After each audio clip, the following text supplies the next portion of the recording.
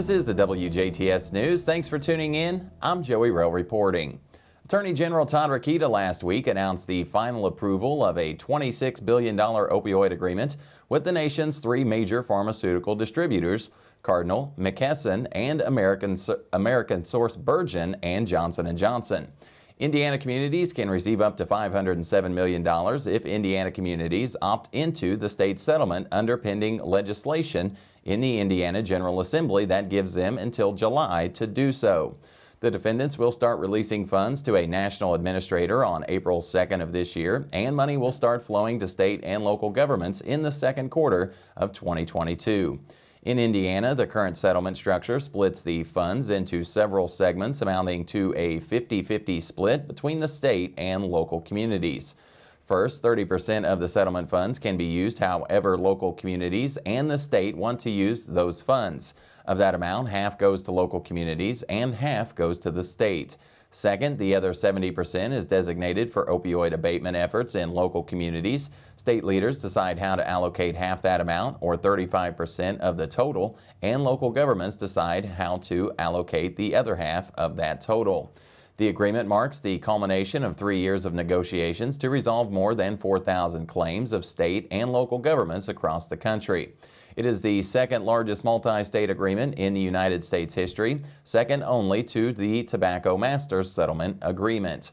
52 states and territories have signed on to the agreement, as well as thousands of local governments across the country.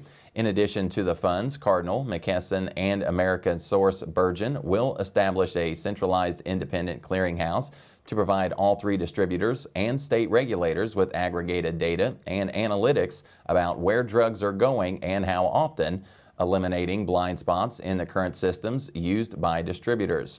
They are also going to use data-driven systems to detect suspicious opioid orders from customer pharmacies, terminate customer pharmacies' ability to receive shipments, and report those companies to state regulators when they show certain signs of diversion. Prohibit shipping of and report suspicious opioid orders, prohibit sales staff from influencing decisions related to identifying suspicious opioid orders, and requiring senior corporate officials to engage in regular oversight of anti-diversion efforts. Johnson & Johnson, they are required to stop selling opioids altogether, not fund or provide grants to third parties for promoting opioids, not lobby on activities related to opioids, or they cannot share clinical trial data under the Yale University Open Data Access Project. Attorney General Rokita has prioritized the fight against the opioid pandemic. In February of 2021, he announced a $12.5 million settlement for Indiana with national consulting firm McKinsey & Company, part of a $573 million multi-state settlement stemming from the company's role in working with opioid companies such as Purdue Pharma. Those funds are being used to support prevention, education, and treatment efforts across Indiana.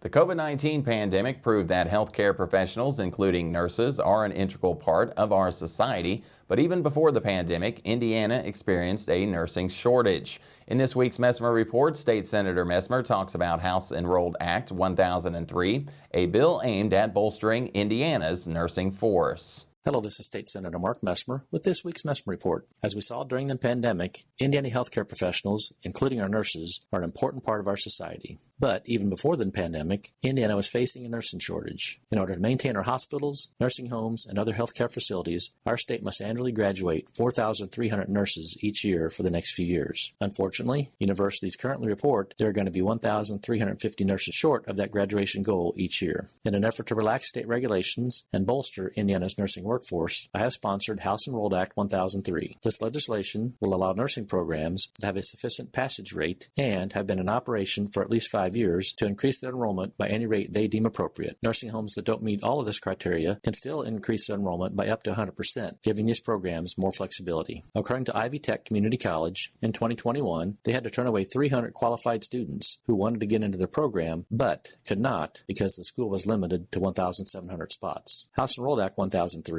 would authorize associate degree nursing programs to hire more adjunct instructors by removing the requirement that more than half of their faculty need to be full-time employees. In addition, this legislation would give nursing programs the option to substitute clinical hours with more simulation hours as long as their pass rates on their accreditation exams don't fall below 80%. House Enrolled Act 1003 also includes language that will continue Indiana's policy of allowing temporary licensure for recent retirees and recent graduates to help bolster our nursing workforce as we deal with these shortages. While government is certainly not the sole solution to the nursing shortage, I think this legislation is a step in the right direction. Graduates of nursing programs in Indiana all have to pass the same state exam. So even with the possible reduction in clinical hours and barriers to licensure, there will be sufficient checks and balances to ensure graduates have the proper skills to enter the nursing profession. Nurses play an invaluable role in our society, and it's imperative we do all we can to support them.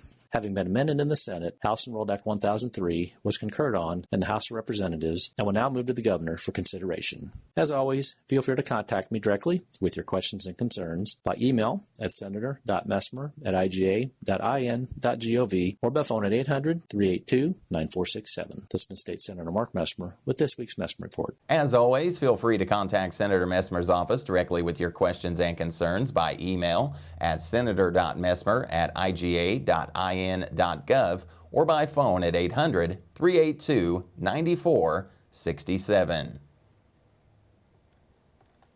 St. Boniface Parish and St. Meinrad Parish in Spencer County announced the Mass schedule for Ash Wednesday and Stations of the Cross during Lent. All times are central. On Ash Wednesday, March 2nd, Mass with the blessing and distribution of ashes is scheduled for 12:05 p.m. at the historic St. Boniface Catholic Church and 4:15 p.m. and 7 p.m. at St. Meinrad Catholic Church.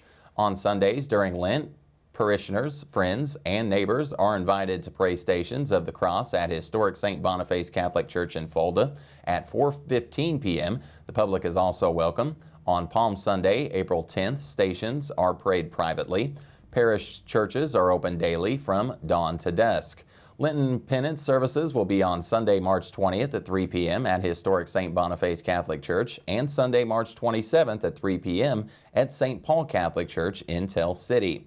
Confessions are available weekly, Wednesday from 3:15 to 4:15 p.m. at St. Meinrad Catholic Church, Saturday from 3:15 to 3:45 p.m. at historic St. Boniface Catholic Church, and Sunday 7:45 to 8:15 p.m. at St. Meinrad Catholic Church. During Lent, confessions are also available on Wednesdays from 6:30 to 7:30 p.m. at St. Paul Catholic Church in Tell City, except for Wednesday, March 16th, as Tell City Troy Township schools observe the spring break holiday. Additional confessors will be available on Wednesdays at both locations throughout Lent. For more news and information about Lent 2022, you can visit sbcatholic.church/news and smcatholic.church/news. One of Indiana's largest utilities is dropping coal. AES, which is the parent company for AES Indiana and what used to be Indianapolis Power and Light, last week said it will stop burning coal by 2025. The company says it's been a goal to reduce coal emissions for years. This just simply speeds up that process up. AES is not saying what will become of its coal-fired power plant in southern Indiana. The plant in Petersburg provides electricity to 500,000 people across Indiana, including many in Indianapolis. The plant has been scheduled to remain open through 2040. Memorial Hospital and Healthcare Center is offering a Heart Saver CPR with AED class from 5:30 to 9:30 p.m. on Tuesday, March 8th in the Health and Wellness classroom at Memorial Southside office located at 1100 West 12th Avenue in Jasper. This American Heart Association course is designed for lay personnel who serve as rescuers as part of their job responsibilities and for the general public who have direct access to an AED. Skills taught include CPR, AED use, and relief of choking in adults, children, and infants. In order to complete the course and receive the course completion card, participants must successfully complete a skills evaluation.